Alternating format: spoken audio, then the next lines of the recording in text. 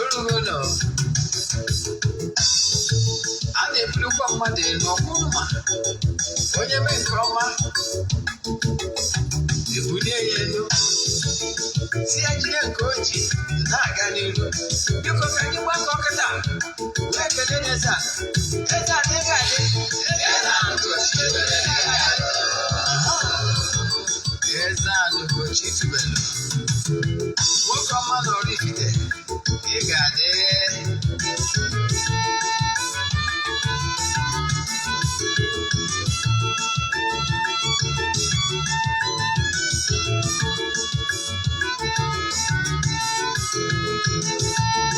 Ọdịnala bụ eziokwu. Ọdịnala bụ ụzọ ndụ. Ị ma na o nwere olu na-eti mkpu na-asị ụmụ Igbo chigharịa, ụmụ Igbo chigharịa. Kwa mbọsị ọ na-eti. N'ụtụtụ n'abalị ọ nọ na nkụzi. Eze-Ana Ugochi tubelu. Onye ọma na oraifite. Onye mgbasa ozi ọma ọdịnala gaba n'ihu. Eze-Ana Ugochi tubelu. Onye mmalite eme ọnụ. Ọdịnala bụ ụzọ ndụ gaba n'ihu.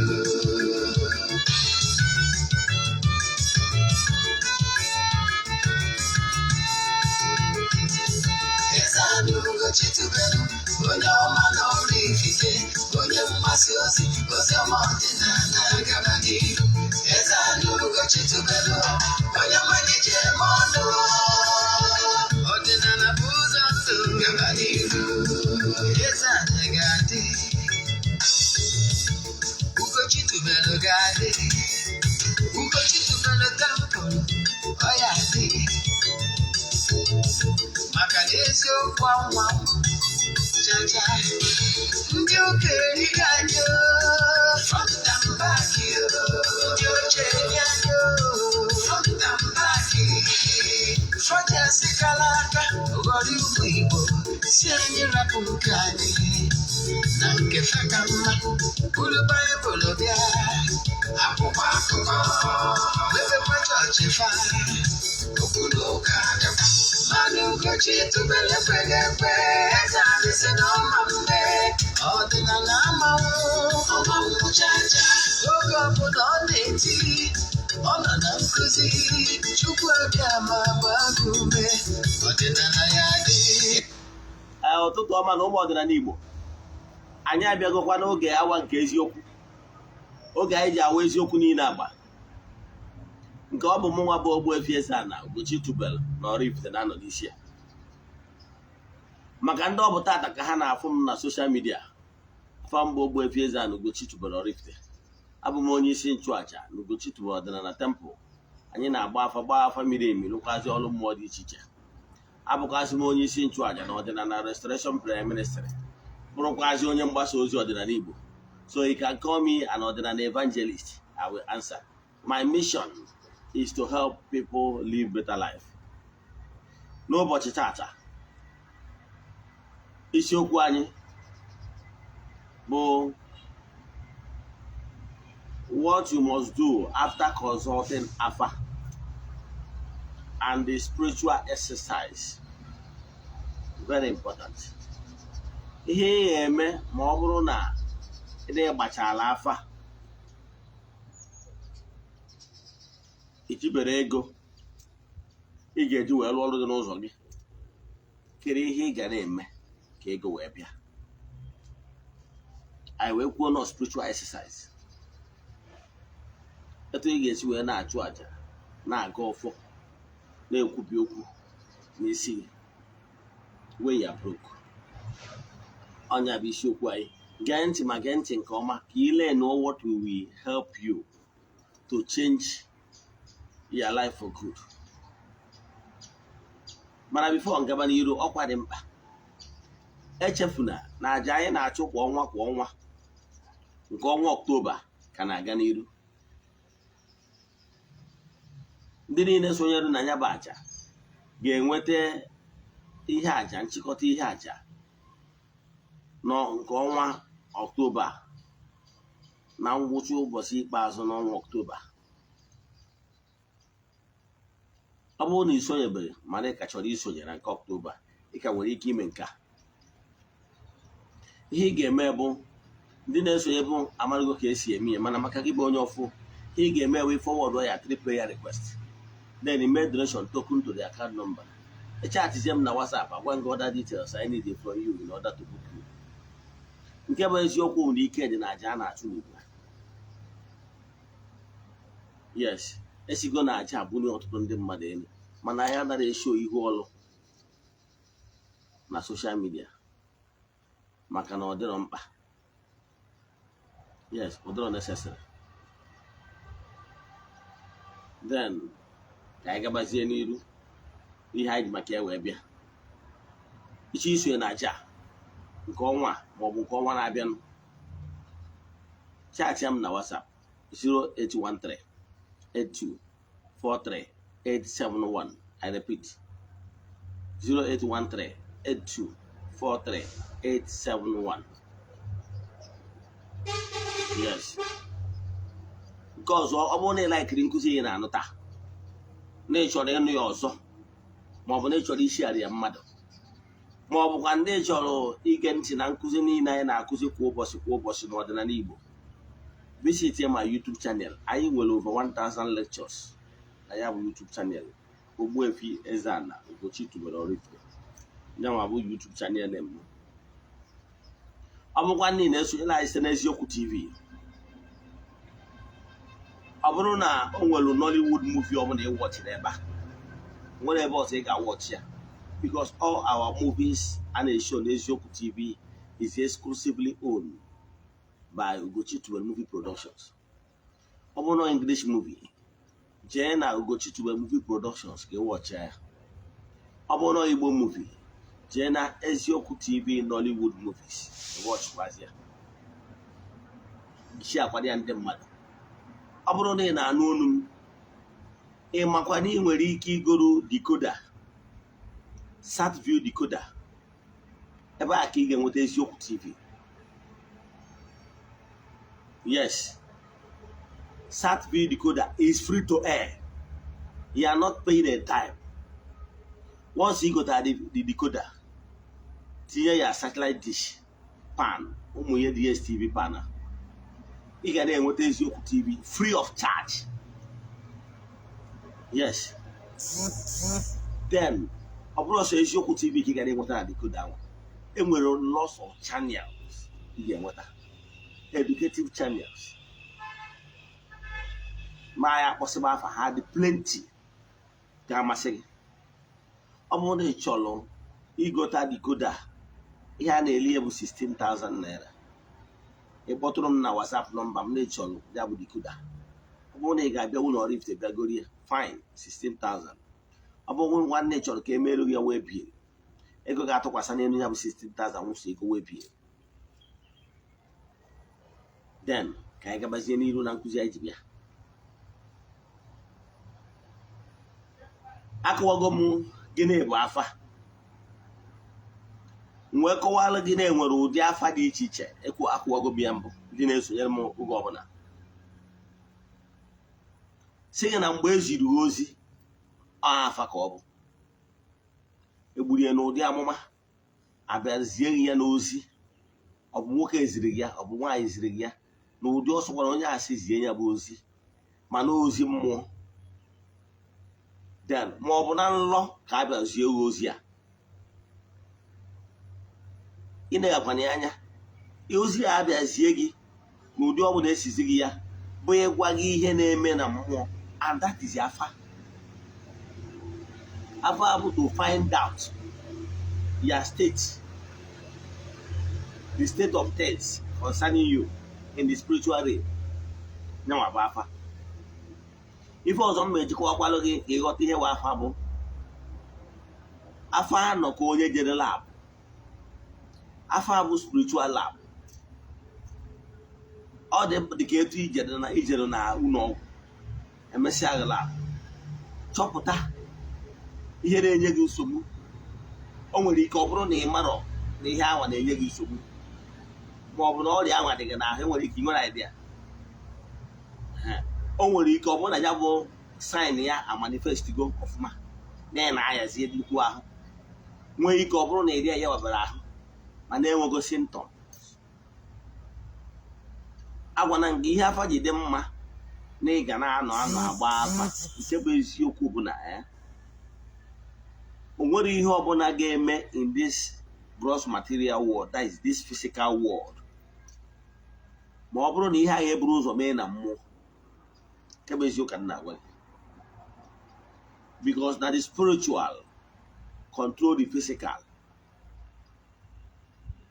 Nke a bụ ofu ihe nji sị gị na bifo ihe eme na mmadụ ọ bụgo ụzọ mee na mmụọ bụ na ihe adịghị anọkọta just mee.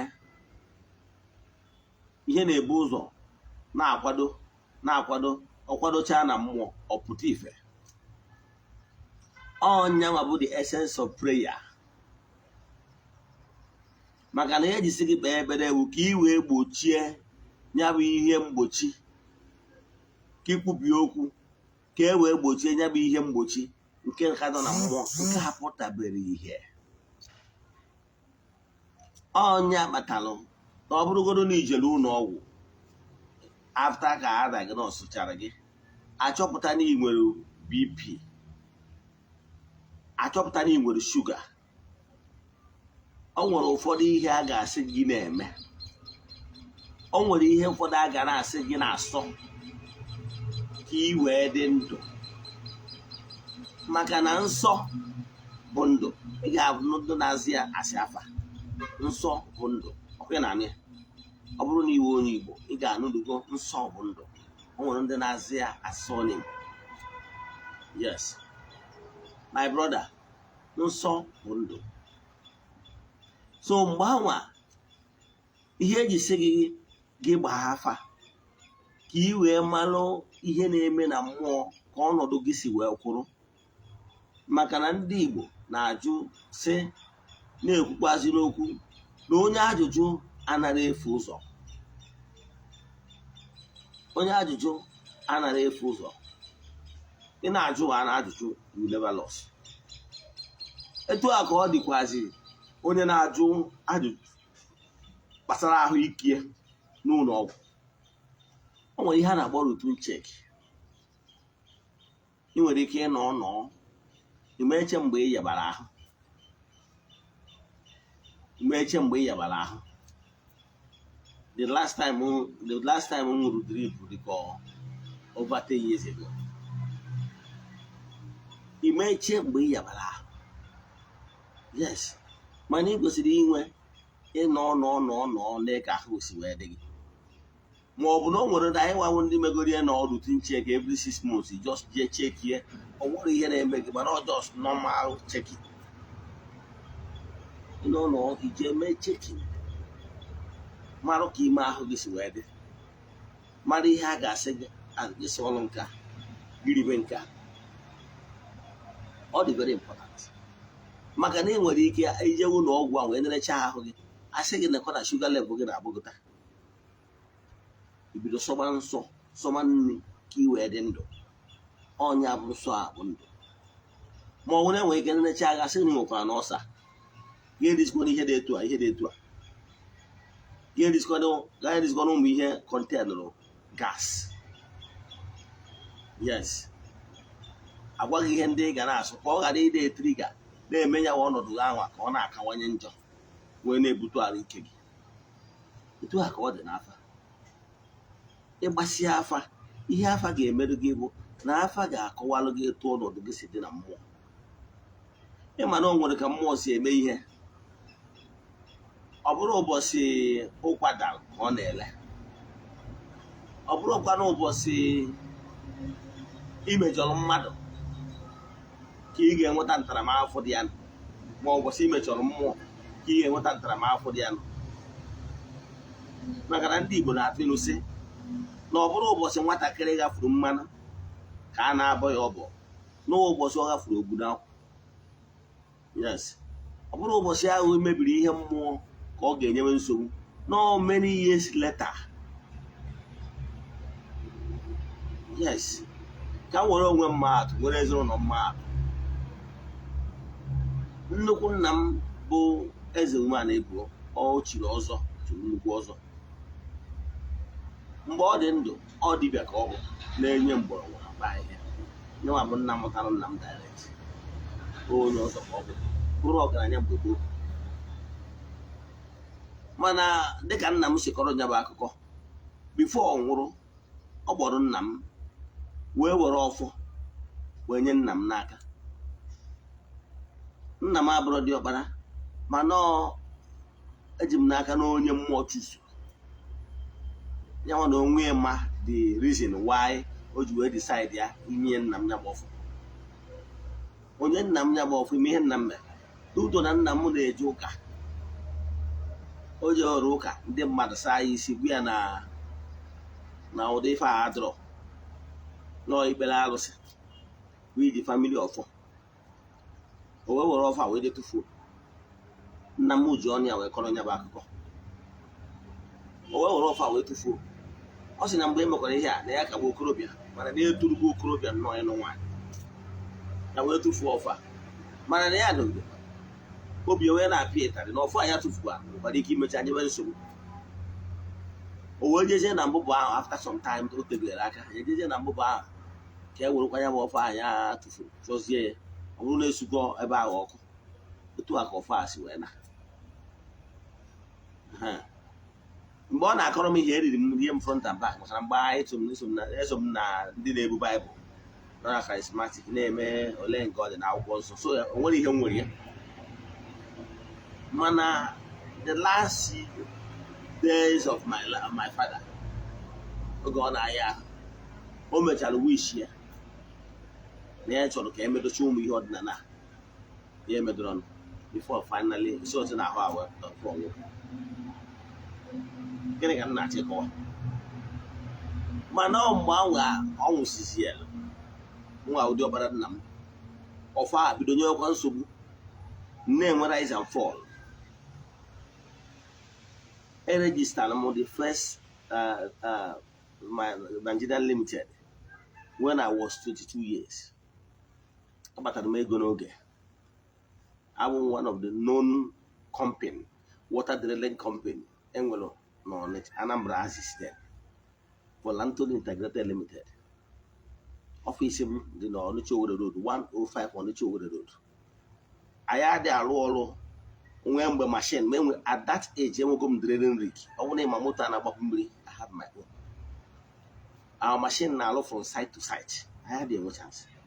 Mana emegidere mbido nwee pịawa azụ. Adịghị enwe unnecessary to challenge isi na-apụta na ya bụ drilling work. Mana is not na nkịtị na ihe eme ihe niile ị kwesịrị ime. Enwere ike anọkọta enwe ihe a na-akpọ pipe stock, pipe atọ n'ime ana, ma ọ bụ na pipe break, ma ọ bụ na-enwe one thing or the other adịrọ necessary, despite the fact na ekere nkwụcha niile ka to avoid it. Mana ihe niile abụ ka m wee jụọ ese mgbe mpịawa azụ karịrị. Emesịa m je jụọ ese mgbe m jụchaziri ese a, enwere na-agwa m, na-ajụ m, na-asị m kere maka ọfọ wee seni ya bido nyebe nsogbu. Awachikwara nyawa ọfọ, ozugbo m wachi nyawa ọfọ, udo bụ bido dịba benna. Mana ka hapụ ya. Mana ihe eji asị gị, mana before ọfọ enyebe nsogbu to that state, ọ na-enyebu signs. N'oge nke my father, onye nwere my father sign, mana my father kwesịrị ntị na ya aka ga ụka for a very long time, na ya nwere ike ichigakwa. O nyere ya nsogbu ka nna m pasikwa ọnụ bidokwa na-enye m sign, and ọ na-enye gị sign na obidogoro n'obere. Mgbe ị na-akpọchiweziri ntị, welitebere gị aka. O nwere oge ihe akpọchiwezie ntị ruo iwelite aka, o bidozie mpịawa azụ. Mpịawa azụ ahụ mgbe ọ ga-ebido na-ewetara gị ihe mgbu ka iwe jee n'ihe ọlụ gị. Ịghọtara ya? Etu o si be Jona gwara ya jee ozi ọjụ na ọ bụ eje, a na-ewetara ya elu sign karịa. Ọ dịghị ka ịgba ọsọ na ọgbapụ ọsọ n'obodo ọzọ ka ọ dị free. O gbapụkwara ụgbọ ahụ ọ gbalụ ka o wee je gbaa ọsọ, eburu mmiri, ihe mgbu karịa kemgbe na-atụghị anya mmiri. Ịma the story. So ihe nna-achọ ịkọwara gị bụ ihe o ji dị mkpa ka ị na-agba afa bụ ka ị mara ebe ihe na-eme gị si.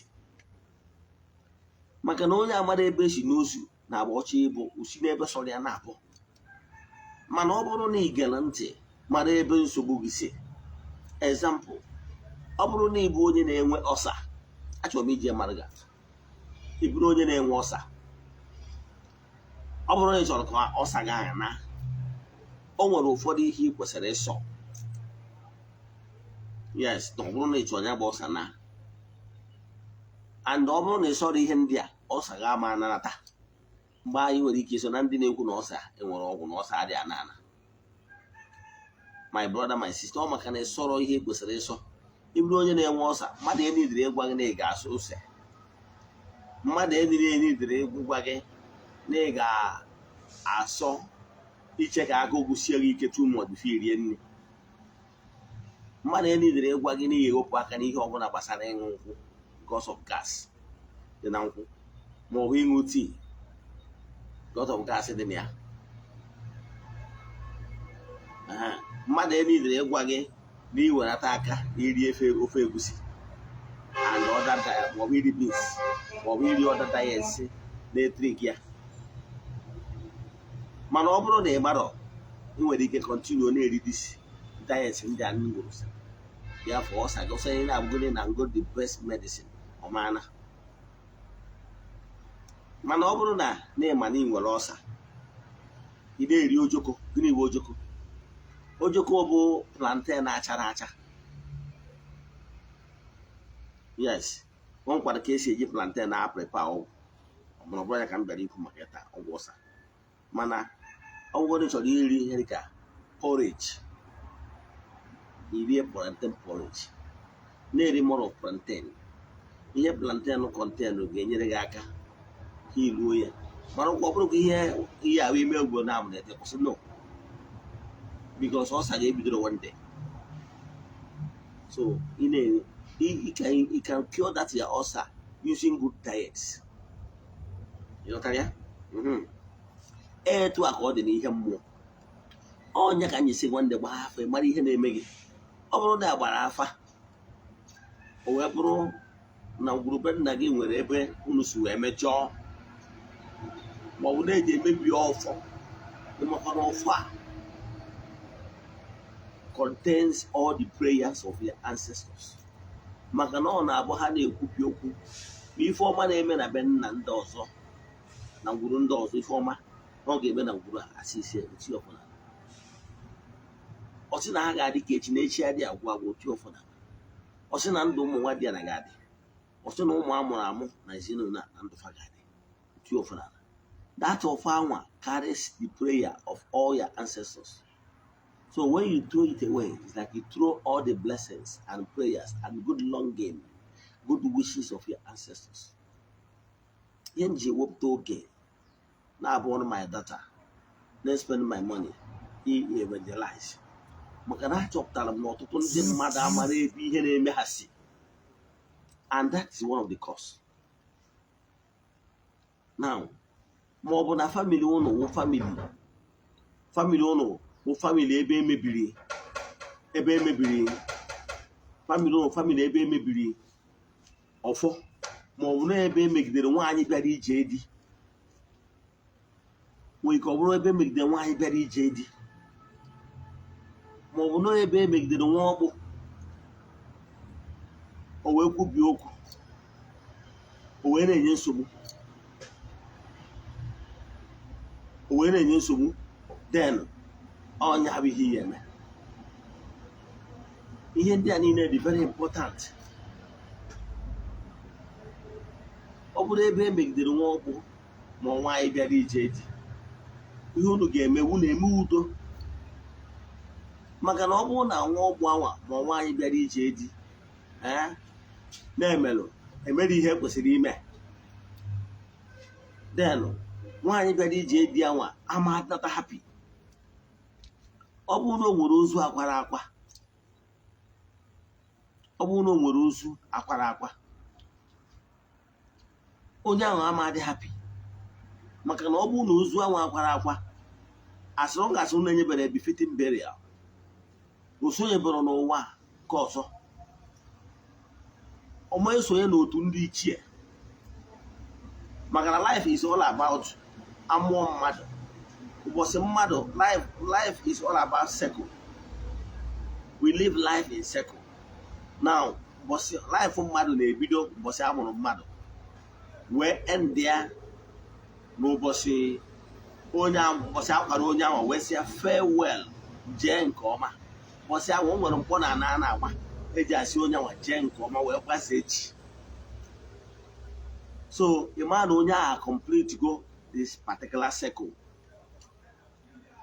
Mana ọ bụrụ na imere like that, ị mara na onye ahụ complete bụrụ earthly existence nke a. So no, it's very important na onye a ga complete ya ka onye a wee nwee ike isonye na otu ndị bụ chi na ana mmụọ. Mana mgbe ị kwụbara onye anwa na ịtọ enu eru aka ana eru aka, onye a amadị happy, so ọ ga na-enye nsogbu n'ezinụlọ. So ihe ị ga-emegoro bụ kaba alụfụ na-emere udo n'etiti mmụọ ọbụla iwe na-ewe, araba appeasement. Yes, mee ka iwe ha dajụọ. O nwere ike oso n'ihe na-enye nsogbu na ngwụ. Then ihe njisigo bụ ha afọ abụ ịmara ebe ihe ndị a na-eme, nwee ike mee udo, mara ebe ị na-achannel ya prayers. Nke a bụ ihe ga-enyere anyị aka ịkọwara anyị ihe gbasara spiritual exercise. Gịnị bụ spiritual exercise? Spiritual exercise bụ ihe nchọrọ ka m kọwara gị ihe ị kwesịrị ide eme ka a gbasịala gị afa ọ bụrụ na ị nwere ego iji alụ ọrụ. Agba na nkịtị, maka na dịka m si ekwu, ndị Igbo kwuru okwu sị na ọ gbara nkịtị kwere ekwe. When after ka agbasịala gị afa ma when things are not moving fine for you, agba na nkịtị. You must do something. Creation forbid stagnation. Creation forbid stagnation. Ịma abụ sị na ịma abụ ya n'elu na ịma abụ ana. Ese na ịma abụ ya n'elu na ịma abụ anụ ana ka ị nọrọ n'etiti, ka ị nọ na fence, you will face total annihilation. O nwere ebe ekwughị na akwụkwọ liberation sị ma ọ bụrụ na ị dụrụ ọkụ na ijuru oyi na ya ga-agbụpụ gị. So it's either you are here or there. It can come in creation, bro, they stagnant. Because once you are stagnant, you are causing problem to the natural flow, to the laws of nature that consist in movement. Natural laws does not support stagnation. It's all about movement. Onya batara eji akwu na times waits for no one. Keep moving. Keep moving. So, ọ bụrụ na agbasịala gị afa ị nwere ego iji alụ ọrụ, ihe ị ga-eme bụ pay attention.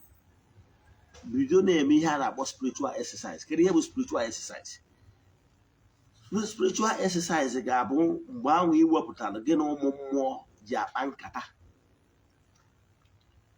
Ị ga-enwerịrị ya. Ọ dị very important. O nwere ike ịbụ 5 minutes, o nwere ike ịbụ 10 minutes, o nwere ike ịbụ 20, o nwere ike ịbụ 30 minutes. Depends na time ị nwere. But don't tell me na 24 hours in a day na ị nwere time for meditation. Ihe kpọrọ mkpa ya abụrụ mkpa. Nke mbụ bụ na asị na ọ bụrụ na adị ahapụ isi aka wee na-agba ụrịọm.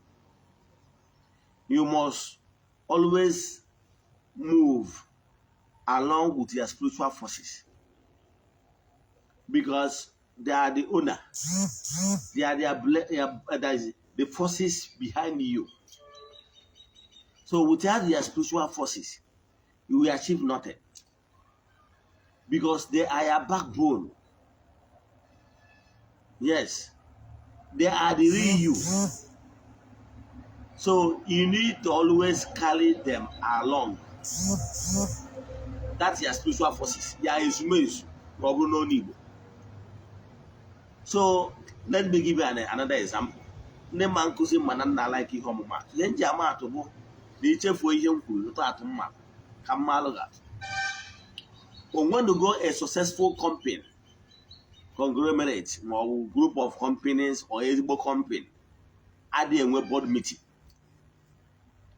onwenugo kọmpani ọbụla efuru na-eme ọfụma adịghị enwe board meeting. ịghọtara ya? Mgbe ahụ a na-enwe board meeting ahụ bụ mgbe ha ji ene anya nechighi anya azụ n'anya n'iru mara na kọmpani ha ọ na-aga n'iru, assess ya their company, mara ebe ha na-emeta ọfụma, a na-enwe appraisal, mgbe iji enene kpọọ result. Onye agbata na ọ bụrụ na ị na-alụ n'ọrụ oyibo in a system, ị ga-ama na ya spiritual, na ya head of department, o nwere ihe a na-akpọ appraisal. Appraisal a bụ mgbe the head of that unit ịnọ na ya ji assess each staff, score gị, mmadụ na ị na-eme ọfụma, actually na ị na-eme ọfụma maọbụ na ịdị eme ọfụma. So that appraisal emelụ na-determine whether for your promotion. So kedu ihe m na-ekwu maka ya? Ihe m na-ekwu na ya bụ na any successful company ọbụla ga na-emerịrị board meeting. Board meeting na-abụ mgbe eji akpa maka ọdịmma ya bụ company. Etu a ka ọ dị gị nwa na onwe gị as individual. Ọ bụrụ na ị na-eme spiritual exercise with ụmụ mmụọ and their spiritual forces gị na ha so, you can never progress, because that assessment and gị na-ekpa nkata with ụmụ mmụọ dị very important. Ọnya ka akpọ spiritual exercise. So a ga-egwerịrị mgbe ị na-set aside for your meditation. Ị ga ike ikpe silent time, silent moment, silent hour, fọdụ na-akpọ ihe sọrọ kpọọ ya. Mana ọ ga-abụrịrị time ị ga-set aside face east. Agwara gị ka ị ga-esi wee locate east. How to locate east bụ ịpụta na compound gị early morning, mara ebe anyanwụ si achalite, that is the east. Maka na ọnyanwa bụ ọwụwa anyanwụ. Then 4 corners of your room nwere ebe facing east. Ịba n'ime be gị, ọ bụrụ na ị ga-anọ n'ime ụlọ, no problem, maka na o nwere ike ebe ibi abụrụ gị nwe the environment.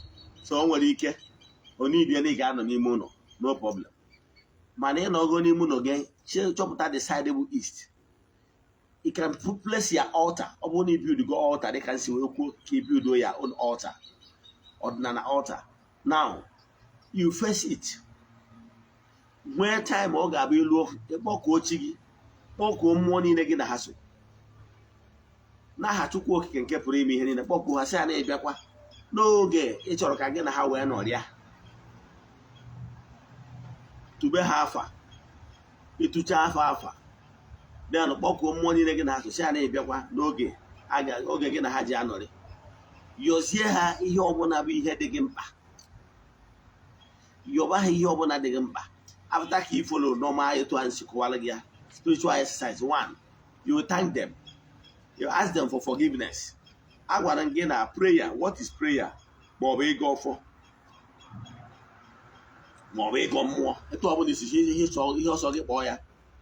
Well, 4 cardinal departments. That 4 cardinal departments: praises, forgiveness, petitioning, and declaration. Ọnya kpatara na ọ bụrụgoro na ndị bụ Igbo, onye Igbo na-ekpe ekpere na-aga ọfọ maọbụ na-aga ọjị, these 4 cardinal points ga-apụtarịrị. Nke mbụ ọ na-abụ ndị ụka eweta ọjị ekene Chukwu okike nke pụrụ ime ihe niile, onye ike niile si n'aka ya bịa. Ayọkwazie ya ekerecha ya, wee yọọ ya sị ya na ya ewu ụmụazị na-asa ahụ n'afọ, that is forgiveness. Mgbe ahụ a na-ekene Chukwu okike bụ praises. Mgbe ọ na-ayọ mgbaghara mmehie, ụzọ esi mejọ ọnwụ, forgiveness. Then petitioning bụ mgbe ahụ ọ na-ayọzi ihe ọma dị iche iche ka ọ na-eme n'ezinụlọ ya, ka ọ gọzie ezinụlọ ya, gọzie ụmụ nwa di ala, gọzie ụmụ amụrụ amụ, gọzie ndị ọgọ. Ihe niile ahụ petitioning. Yọzie ka ihe ọma na-eme na be ndị ọzọ na-eme na ngwurubi ya, ihe niile ahụ petitioning. Ọ bụrụ na o mesizie ya, o mee nke ikpeazụ nke a kpọrọ declaration n'ọnụ Igbo akpọrọ ya iju ogu. Mgbe a na-asị onye echecha ihe ọjọọ, ọ bụrụ ndị ụka ụfọdụ asị na back to sender. Mgbe ahụ eji ekwubi okwu na-asị onye echecha ihe ọjọọ ya eme anyị, ya ma onwe. Onye si anyị nwụrụ, ya were a na-asịrị mmiri. Onye si ihe anyị ji wee dịrị, anyị dịgbuo onye a na ndụ. Onye si ihe anyị ji wee nọrọ, anyị nụgbuo onye a na ndụ. Ihe a bụ iju ogu. Ijekwuo n'akwụkwọ Sam, ị ga-afụ na o nwere ebe David jugasịrị ogu. dịka San 35 wee dịrị gabazie. A na-akpọ ya iju ogu n'ala Igbo, mana ọkwa etu awa ka ndị ụka si wee draft ọkwa dia prayer. Ịwọchịkwa the so-called prayer ndị ụka ịfụkwana ọda 4 cardinal point. So ihe na-achịkọwala gị bụ na ị ga-enwerịrị taịm gị na ụmụ mmụọ ji akpa nkata, ma ga-echefukwara mgbe ọbụla gị na ụmụ mmụọ kpachara nkata, ịyọ ọha etu o si wee dịrị gị, ikwubi okwu n'isi onwe gị, ikwubicha okwu ejụọ ha ihe iyi ekwuzi bụ kedu ihe unu chọrọ ka m mee. You must say it. Ọ dị very important. Kedu ihe unu chọrọ ka m mee. You pause for a while. Sometimes ọ bụrụ na ịbụ onye dịgoro deep ihe gbasara meditation, mgbe ọ bụla esiri kedu ihe chọrọ ka m mee, o nwere ndị na-anọ na that steeti baa trance. O nwere ndị na-anọ na that steeti ya nwụrụ eburu ha enwee ihe a na-akpọ trance, ha fụ ihe ọ na-eme vision. Nwee ndị ga-abụ ha nọrọ oge anwa ihe dịka ụlọ eburu ha, o nwere ike nọ n'ebe anwa lụọ nlọ, o nwere ike ụfọdụ nwere ike nọ ebe anwa no voice, start na-anụ voice, ma ọ na onye a nwere ihe a na-akpọ intuition, o bido na-anụ voice n'ime obi ya. Nwee ndị na-anụ voice ọ dị loud, akpọọ ya afa, zie ya ozi, ọ na-anụ the voice na-agwa ya okwu. Nwee ndị nke bụ na voice nke ha bụ n'ime obi ka a na-agwa ha, a na-akpọ ya intuition perception. Ịghọtara ya? Mana you can only develop those spiritual gifts ma ọ bụrụ na ibido their spiritual exercise. Mgbe a ka a ga-eji na-egosi gị ihe because you presented yourself. You presented yourself. So what I'm saying now, mgbe ahụ ị presentere, ịgbaga afọ, ịmadụ gị ebe ya problem si. Ọ bụrụ na problem gị bụ na onwelu nwaanyị anụta na ngwurube nna gị emejọ, o wee na-enye nsogbu, iwe na-ewu ya, ihe ị ga-eme mgbe ahụ bụ ịyị ọbịa nụsị ya. Ọ bụrụ na ọnwa ada onye amụ na ngwurube ụnụ ma na-emejọrọ ya, o wee tinye aka n'ala wee sị na ọ ma adịrị ezinụlọ na mma na-emejọrọ ya, ma ọ kpọọ ihe ndị be anyị na-akpọ igbu ike, wee kwubie okwu in pain. Ị nwere ike ịda akpọ onye dị etu a ma ọnwa ada dị etu a na-ede sorry na ihe emelụ wee megide ya na ịsọpọtụrụ ya. However, si eji n'iwe oke wee tinye unu ọkụ na-ede sorry ihe nna gị ha ma ọ bụ ndị nna nna gị ha melụ. However, na-ede sorry n'ihi na ekwekwasị nkwa na ị ga-afụ na-emere ihe ekwesịrị ime. Yes, ọ bụrụ na onye akwara akwa ikwe ya nkwa dat na ya akwụ ya, mana kịta na ọnọdụ gị dị tight, need broke, si mepeela ụzọ ego na ịnweta ego na ya akwụ ya, ị kagbakwa alụ na ọnwa ka ego si bịara gị n'imere ya. Ịghọtara ya?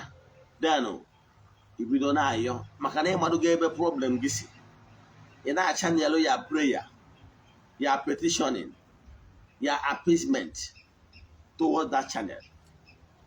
Maka na ị ma hapụ isi jee na-agwọrọ ike ajụ, maka na ọ bụrụ na ị gbara afa ị ma ebe problem gị si, ị nwere ike ịhapụ isi na-agwọrọ ike ajụ, ife na ebe n'aka na-ebekwa. Yes, ajị m n'aka na ịghọtara ihe m kwuru. So bido tata, ọ bụrụ na iso na ndị na-akpọ na spiritual exercise, jee mmemme ihe na ọ dị very important. Ọ bụkwa ndị igego nkụzi m ebe nkọwara gbasara 21 days ịga ọfọ, use kwa that format, onye gị ọtụtụ ndị mmadụ aka n'ụzọ pụrụ iche. Ka m kwụsị ebe a.